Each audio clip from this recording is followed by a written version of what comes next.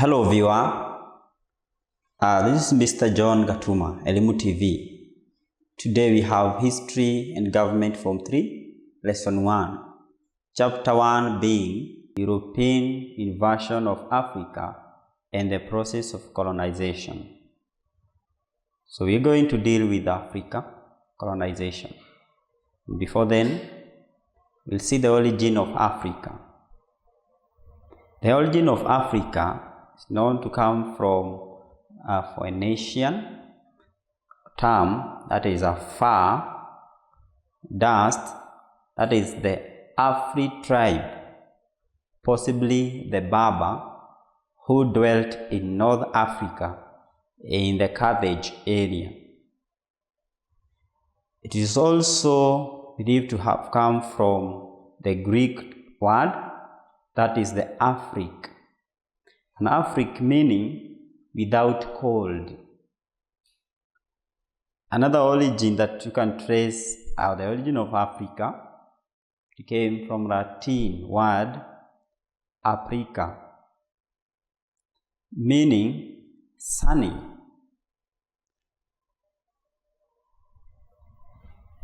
Looking at the map of Africa, this is the map of Africa showing the geographical representation of Africa. Africa before the imperialism, or rather before the invasion of the Europeans. Look at this African map. See the partitioning of the same among the Europeans' power. There was the traditional ethic in Africa, or rather the people who in Africa, there were so many, about 1,000 of them. There was a lack of unity in Africa before the invasion of the Europeans. Africa was divided into hundreds of ethnic groups, that is thousands different languages that were spoken. It ranged from large empires to the independent towns. Large trade networks existed in Africa before the imperialism. Let us see the introduction of the invasion of the Europeans when they were coming in Africa. The Europeans had interacted with Africa for many years, especially in trading activities. Their interest started in the 19th century, and they wanted a direct control over Africans, which led to the Scramble and partitioning of Africa. Looking at the Scramble and partitioning of Africa that came from early 1880 and 1913, let us see Africa in 1880. Africa in 1880, there was no much occupation. In other words, the invasion. Few of the Europeans' power, namely the French, the Germans, the British, the Portuguese, the Spanish, Italy, Belgium, among many other powers, they had occupied, they had found the way, route to Africa. And they had occupied all these territories that are there in Africa. And they started with the Scramble, which was followed by the partitioning of Africa. They had some interest to when they were coming in Africa, so that they can be able to occupy the place where they will invest. At the same time, they will settle the surplus population that was ever growing in Europe. They came in a haste manner, and they grabbed these territories. In 1913, you can see in the map, you see they have occupied most of these areas, most of these colonies.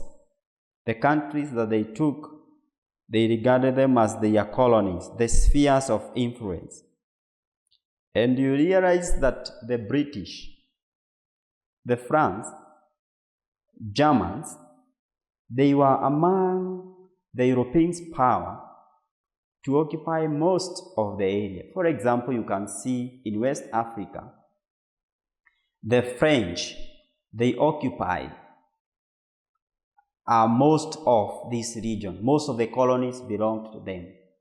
On the side of the East Africa, the Germans, and the South Africa, the Germans and British, they shared relatively the same.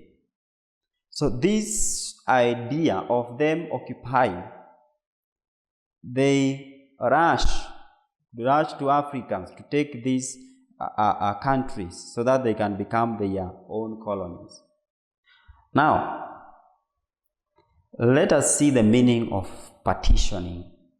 The meaning of partitioning comes from the word partition, which means divide something into parts, or rather to share. So partitioning of Africa, therefore, it is the process of dividing up of regions in Africa among the Europeans' power. These Europeans' power that we are talking about, they include the British, the French, the Germans, the Belgian, the Portuguese, the Italians, and the Spanish, among many others. These are the ones who divided up the Africa. This process of dividing up of Africa region is known as the partitioning. Now, let us see the meaning of scramble. Scramble refers to a state where people struggle in a hurry to obtain something. Therefore, the struggle for Africa started in 19th century, where they rushed to take up the stake in Africa. Let us see the European imperialism in Africa, invasion, colonization, and libraries in this video. On the background to Europeans' imperialism in Africa, this is to show that Africa was the main target for the Europeans, and therefore they all aligned so that they can take a stake in Africa. They started by the advancement of their technology for the ship. They had the shipbuilding technology that will enable them to come to Africa. Through the sea route, they got into Africa through the East African coast, and they faced various resistance from Africa. So this is the harbors where they came all the way with their goods.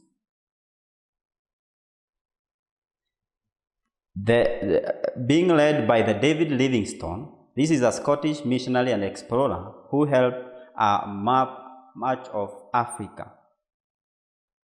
Henry Morton Stanley was among the imperialists to come in Africa.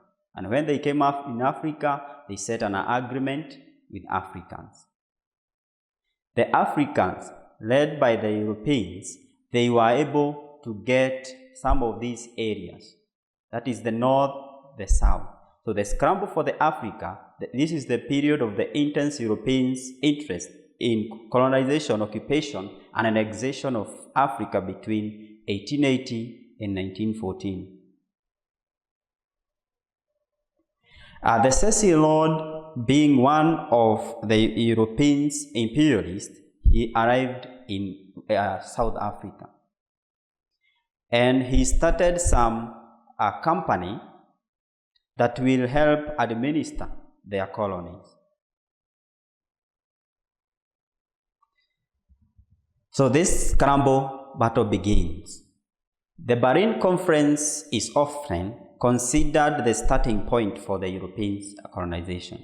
Berlin Conference was held in Berlin, Germany between 1884 to 1885 and was attended by the numerous European states whose aim was to divide up the continent among themselves. These members were 15 of them, and they were led by Otto von Bismarck, who was the German Chancellor. At the moment they started the scramble for the Africans, they came to African, that is the Michael Moffat. He is the person who came to Africa, and they started the battle for the scramble for the African. They wanted to divide the Africans into a stake so that each European power can take his stake. And this is how they divided the Africa proportionally according to them, based on the Berlin term. The Berlin term ensured that there is, when they are scrambling for Africa, there is no any war. And any looming war that was there was the terms in Berlin Conference. So invasion, occupation, and rivalries started. But this one was eliminated by this term. For example, the sphere of influence. The sphere of influence enabled them to avoid any conflict and rivalry. So they occupied Africa peacefully. That was known as the effective occupation. So when they arrived in Africa, some of the Africans who are there, the native Africans, they could welcome them. And this is because they were tricked with the Europeans' goods. So the Belgium, being one of the smallest countries in Europe, it was able to get Congo. So this Congo was led by the king of Belgium, was known as the King Leopold II. He set up a private colony called the Congo Free State, whereby they extracted from it a fortune. There was some gold, there was some minerals that were needed by them. And therefore, this brought one of the main causes for the Europeans to come, because there was an interest. There was some lucrative businesses in the area. So therefore, when they were occupying this region, they faced some rivalries, resistance from the Africans. They all aligned in a war to fight against them. And because of the sea route, they could go in and out. So when they met in Berlin, in Congo, they set up how to divide the Congo, the free town. The Congo was divided among the Congo was given to the Belgian. The Tangier crisis arose, and this was a major dispute between the German and the France that took place between 1905 and 1906 over the French colonies in Morocco. That was known as the Moroccan crisis. So the France, they occupied this region because they also had the interest. And therefore, to avoid these rivalries, they had to meet so that they can share this region among them.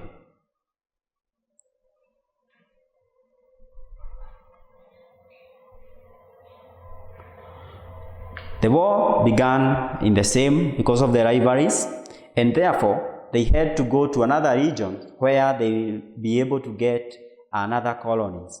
So as this war intensified, there was the David Livingstone. This was a Scottish missionary, Christian missionaries, and also explorer. He helped map much of the Africa. What are these lessons that you learn? The scramble for the Africa is the period of intense European interest in colonization, occupation, and annexation of Africa between 1880s and 1914. Another lesson that you can learn at the Berlin Conference was held in Berlin, Germany, between 1884 to 1885, and was attended by numerous European states, whose aim was to divide up Africa. The Otto von Bismarck was the leader of this conference. Having discussed the partitioning, the meaning of partitioning and the scramble of Africa, this one comes to the end of our lesson, and I want to give you the assignment to go and try at home. You go and attempt these questions. You get to differentiate between the terms scramble and partitioning of Africa. Differentiate between scramble and partition. This is your assignment. You do at home, And in the next lesson, we shall be able to go through these questions before we get into the next lesson. So thank you for staying tuned to Elimu TV. This is an on-lit TV station where you can watch and learn. So let us meet the next class and see you there.